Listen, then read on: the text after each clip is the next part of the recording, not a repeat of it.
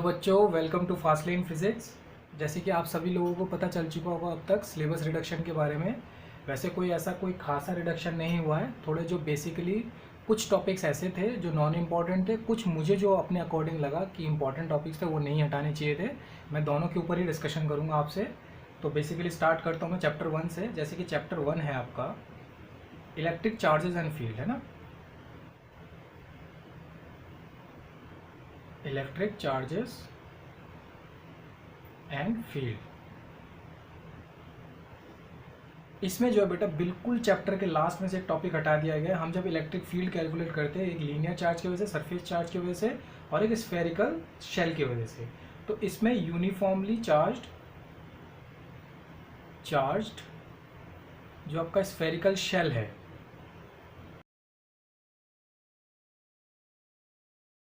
तो मतलब इसका एक डेरिवेशन हुआ करता है इलेक्ट्रिक फील्ड का, जिसमें हम इलेक्ट्रिक फील्ड को डिराइव करते हैं यूनिफॉर्म शेल की वजह से, यूनिफॉर्म चार्ज शेल की वजह से। तो वो बेसिकली हटा दिया गया। इसमें से केवल इतना ही हटाया है, ठीक है। उसके बाद चैप्टर 3 की बात करते हैं। चैप्टर 2 में से कुछ नहीं हटाया। चैप्टर 3 की बात करते हैं डायरेक्ट। इसमें भी एक बहुत ही बेसिक और बहुत ही छोटा सा टॉपिक था, कार्बन रजिस्टर, जिसमें बस कुछ नहीं है, एक कार्बन रजिस्टर से रिलेटेड एक कलर कोडिंग का टॉपिक था, जिसमें हम कुछ नहीं, डिफरेंट कलर्स होते हैं, उनको देख के हम कोड करते हैं कि कितने ओम के रेजिस्टेंस को दर्शा रहा है, ठीक है। रेजिस्टेंस ओम में मेजर करते हैं, तो कितने ओम का रेजिस्टेंस है उसमें कलर कोडिंग से ही पता चल जाता है। तो बेसिकली एक बहुत ही नॉर्मल सा टॉपिक था ये। और series and parallel combination of resistance, series and parallel जो कॉम्बिनेशन होते हैं रेजिस्टेंस के, सीरीज में डायरेक्ट ऐड होते हैं, है ना, और पैरेलल में 1/, करके ऐड होते हैं, तो ये हटा दिया गया। वैसे भी ये आप 10th में पढ़ चुके होते हो, है ना। तो बेसिकली जो ऐसे टॉपिक्स है जो मोस्ट ऑफ द केसेस में आप लोग बच्चे 10th में पढ़ के आ चुके होते हो, या फिर आगे वाले ऐसे टॉपिक्स है जो कि थोड़ा बहुत उनको नॉन इम्पॉर्टेंट लगा होगा सीबीएसई वालों को, तो उन्होंने वो चीज़ हटा दिया गया, ठीक है। मेरे को तो ये बिल्कुल भी इंपॉर्टेंट नहीं लगता, ये वैसे भी नॉन इम्पॉर्टेंट था, ठीक है। ये भी कोई ज़्यादा इंपॉर्टेंट नहीं है। अब देखो चैप्टर 4 की बात करते हैं। इसमें मूविंग चार्जेस एंड मैग्नेटिज्म, ये चैप्टर का नाम, मूविंग चार्जेस एंड मैग्नेटिज्म। इसमें देखो एक सबसे मेन एप्लीकेशन का टॉपिक हटा दिया गया, साइक्लोट्रॉन। साइक्लोट्रॉन बेसिकली पढ़ने में वैसे मज़ा आता है। एप्लीकेशन वाला पार्ट था जिसमें मैग्नेटिक के सारे फिनोमेना लगाते हैं, इसमें एक चार्ज पार्टिकल को एक्सेलरेट किया जाता है। तो ये वाला जो डिवाइस है ये हटा दिया गया है ना। इसमें मुझे नहीं लगता अभी भी कि बहुत ही ज़्यादा इंपॉर्टेंट है, पर हाँ टॉपिक मज़ेदार था ये वाला, ठीक है। चैप्टर 4 हटा दिया गया। ये मुश्किल से इस पूरे चैप्टर का बेटा 5% या 3% बनाता है बस पोर्शन जो है। फिर चैप्टर 5 बहुत ही गंदा चैप्टर है, बच्चे पसंद नहीं करते इसे जनरली। चैप्टर 5 जो है आपका मैग्नेटिज्म एंड मैटर, ये मोस्टली याद करने का है, और वो भी थोड़ा केमिस्ट्री वगैरह इंक्लूड है इसमें।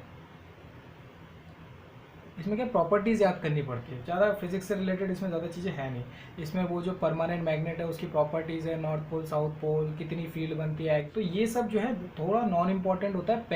Para magnetic material, diamagnetic material, इन सब की प्रॉपर्टीज़ याद करनी पड़ती है।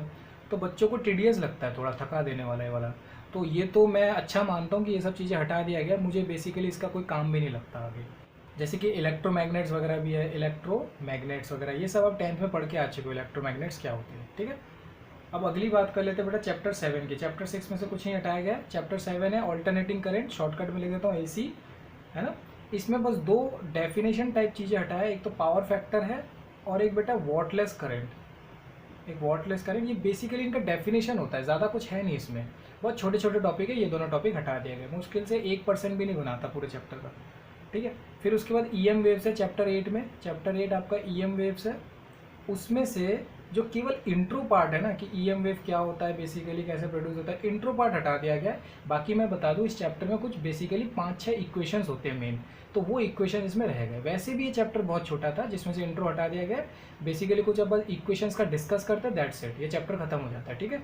बहुत छोटा चैप्टर है, तो इसमें से बस इंट्रो पार्ट हटा दिया गया, जो कि इंट्रो पार्ट ही मेरे ख्याल से इसका ऑलमोस्ट 45% बनाता है चैप्टर का।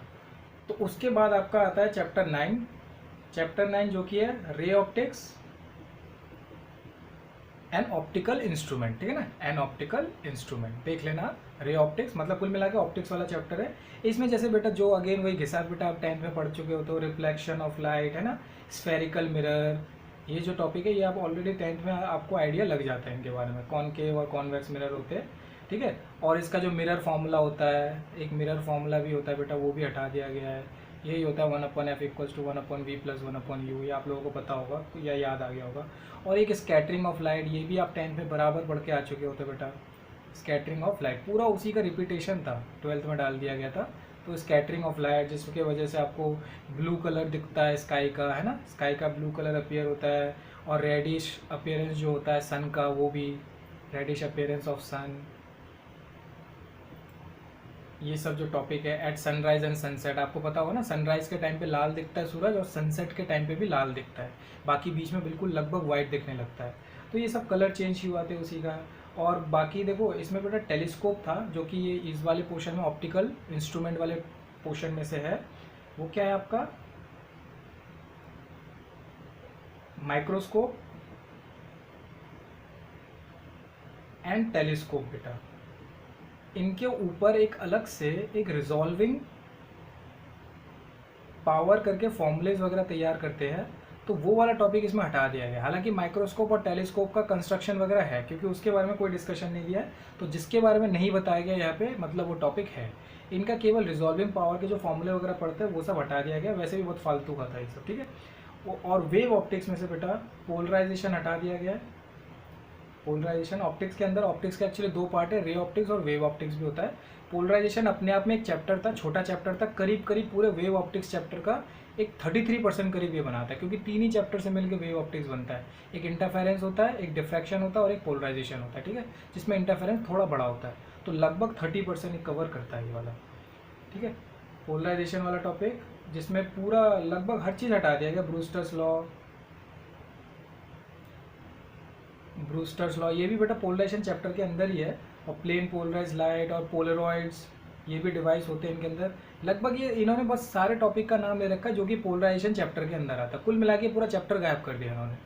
आप समझ रहे हो मेरी बात। तो वेव ऑप्टिक्स के अंदर अब आपको 2 ही टॉपिक पढ़ने पड़ेंगे, एक तो इंटरफेरेंस और एक है डिफ्रैक्शन। दोनों अच्छे चैप्टर है। और पोलराइजेशन भी एक सीधा सस्ता टिकाऊ छोटा सा आसान सा चैप्टर था, वो उन्होंने हटा दिया बस सिलेबस का भार कम करने के लिए, ठीक है। अब देखो बेटा, उसके बाद हम देखते हैं चैप्टर 9 के बाद सीधा चैप्टर 11। चैप्टर 10 से कुछ नहीं हटाया गया। ये है dual nature of light. Dual nature of light, इसके बारे में हम पढ़ते हैं। इसमें केमिस्ट्री में भी कुछ आप पढ़ चुके होते हो, कुछ ना कुछ आपको अंदाजा होता है पहले से। लाइट के ड्यूल नेचर होता है, वेव नेचर और पार्टिकल नेचर। तो इसमें बेटा लास्ट में एक एक्सपेरिमेंट पढ़ते हैं, जिससे हम किसी पार्टिकल का ड्यूल नेचर प्रूव करते हैं ना। क्योंकि जिस तरीके से लाइट का ड्यूल नेचर होता है, हमने ये भी प्रूव कर दिया इस एक्सपेरिमेंट से कि किसी पार्टिकल का भी ड्यूल नेचर होता है। Wave nature as well as particle nature तो होता ही है। तो इस एक्सपेरिमेंट से वो प्रूव होता था। हालांकि अपने आप में इंटरेस्टिंग था, छोटा सा था, ज़्यादा बड़ा नहीं था, 3-4 नंबर का आता था ये। तो वो वाला टॉपिक जो है वो हटा दिया गया।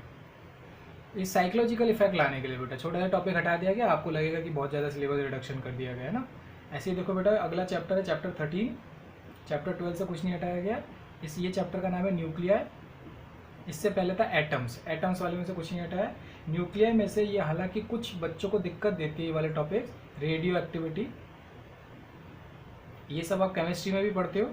रेडियो एक्टिविटी और फिर अल्फा डिके, है ना, बीटा डिके, गामा डिके, ये सारी चीज़ें और इसकी जो प्रॉपर्टीज़ होती है ना, इन रेस की जो प्रॉपर्टीज़ होती है, ये सब चीज़ें इसमें से हटा दिया गया है ना।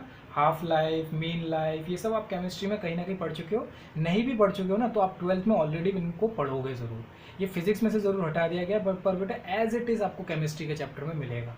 मुझे पता नहीं सिलेबस का कैसा उनका CBSE वालों का है। केमिस्ट्री और फिजिक्स में बहुत सा पोर्शन कॉमन मिलता है उनको, ठीक है। तो ये सब चीज़ें आपको केमिस्ट्री में ज़रूर पढ़ने को मिलेगा। अब देखो last but not the least chapter 14। Chapter 14 जो कि आपका सेमीकंडक्टर इलेक्ट्रॉनिक्स है ना।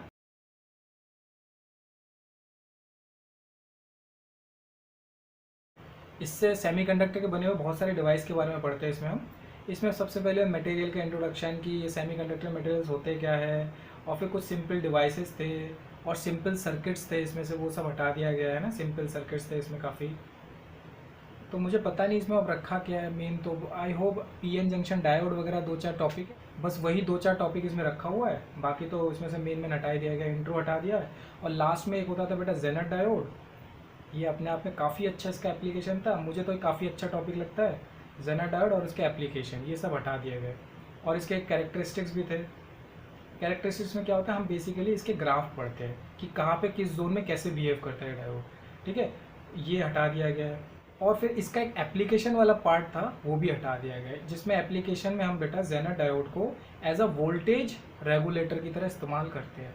सर्किट में कभी कभार आप बैटरी से सर्किट चलाते हो, तो कोई डिवाइस है जिसमें केवल उसको 1 वोल्ट चाहिए पर बैटरी आपने 3 वोल्ट का लगा रखा है, तो वो क्या करता है, उस कंपोनेंट के अक्रॉस एक कांस्टेंट वोल्टेज रेगुलेट करता है। ये छोटा सा डायोड होता है, बहुत ही छोटा सा कंपोनेंट होता है। तो उसका जो एप्लीकेशन वाला पार्ट था वो भी हटा दिया गया। ये हालांकि बेटा इसमें से जितना हटाया मुझे लगता है ऑलमोस्ट 50 to 40% इसने रिमूव कर दिया चैप्टर का, ठीक है बेटा। और यहाँ तक आते आते वैसे भी बच्चे अपना इंटरेस्ट खो देते हैं, क्योंकि काफ़ी लंबा वो करके आते हैं 12th का फिजिक्स, और उन्हें आखिर में आते आते इंटरेस्ट उनका लूज होने लगता है। तो लास्ट में से काफ़ी वाला पोर्शन हटा दिया गया। और तो ठीक है बेटा, आई होप अगर आप इस चैनल में पहली बार आए तो चैनल को ज़रूर सब्सक्राइब करें बेटा। Last but not the least एक बात बता दूँ, इसमें जितने भी टॉपिक्स हटा दिए गए वो आपको मार्क्स के हिसाब से तो बहुत अच्छी बात है कि आप एटलीस्ट अच्छे मार्क्स स्कोर कर पाओगे, बट आपको बेटा उनको अलग से ज़रूर पढ़ के रखना है, ठीक है। पहले जैसे ही आप बाकी सिलेबस कवर कर लोगे स्कूल के अकॉर्डिंग, उसके बाद आप उन टॉपिक्स को अलग से ज़रूर पढ़ना है आपको, ठीक है। कंपटीशन में ये सब आते हैं। तो आप मेरे चैनल को ज्वाइन कर सकते हैं, जिसमें आपको 11th और 12th के रेगुलर वीडियोस मिलते जाएंगे। मैं बहुत कोशिश कर रहा हूँ रेगुलर डालने की, है ना। आप इस चैनल से जुड़े रह सकते हो, सब्सक्राइब करो। Till then take care.